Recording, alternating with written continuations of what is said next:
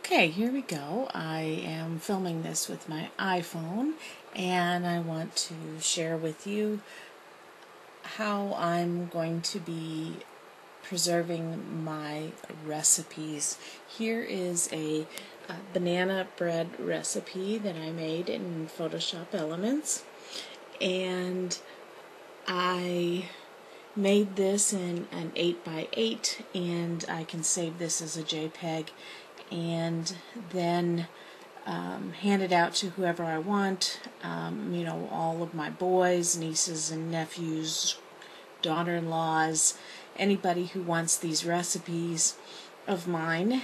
I can just hand them, email them the JPEG, and for my own use, I may someday take these and upload them to Shutterfly and make a hardbound book with them, but for right now I just want to be able to use them and not have all the ugly paper with all of my cooking smudges all over it in the kitchen. I want something pleasing to look at, and so I am going to click on File and Save for Web. And you can see when this comes up, what I have been using is 1000 pixels, but you can use smaller settings, but I found that this left it large enough to be real readable. But you can see it took it from I can't get my phone to focus, the 3.81 megabytes down to the 283.6 kilobytes. So that makes it much smaller in OneNote.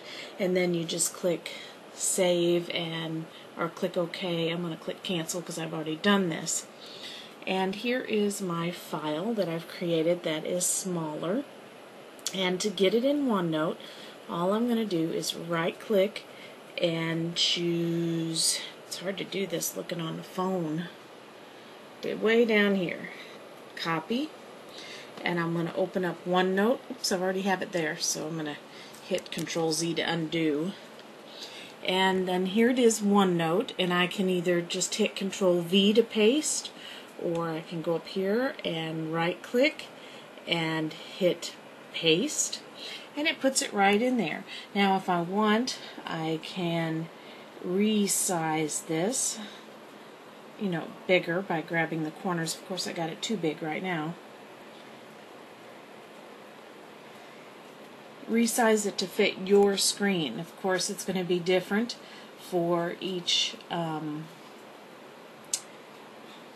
type of screens. My laptop is not all that big, and so it's going to be a little bit smaller. But there it is, and I can access it here. Now, the reason I'm filming this on my iPhone is because I've shown this to y'all before, but here is my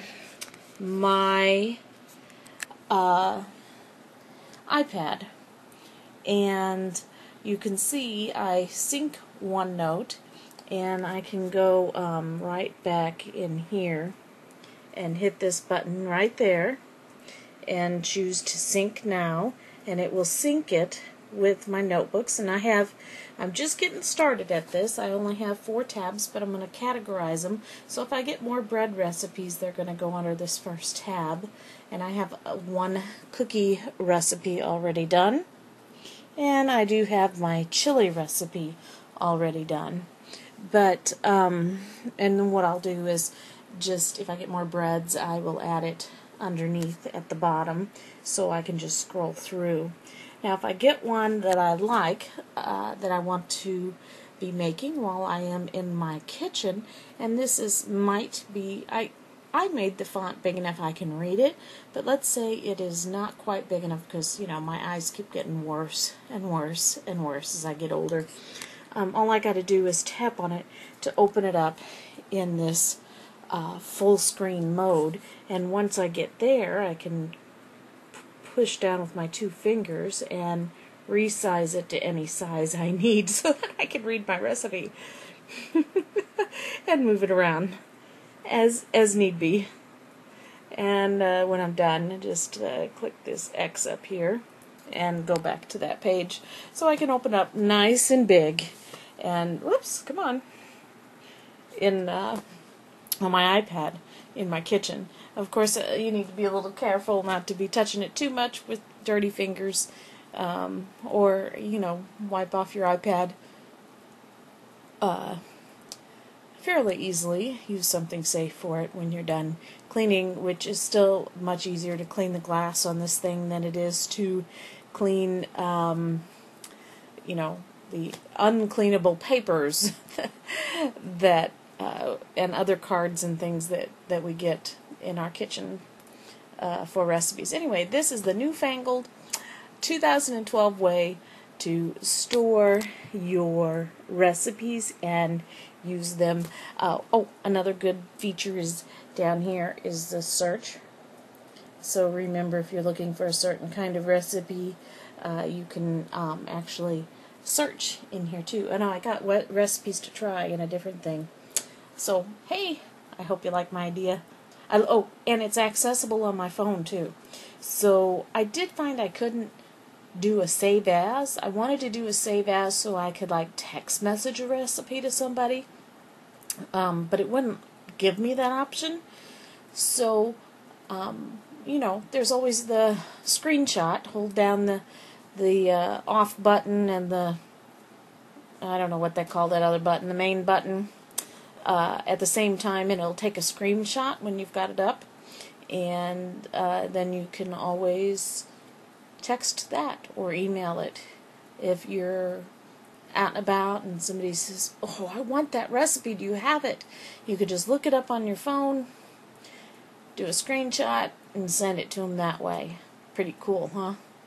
I love it. Portable recipes, no matter where you're at, on your phone, on your iPad, on your browser, on your laptop, computer, anywhere.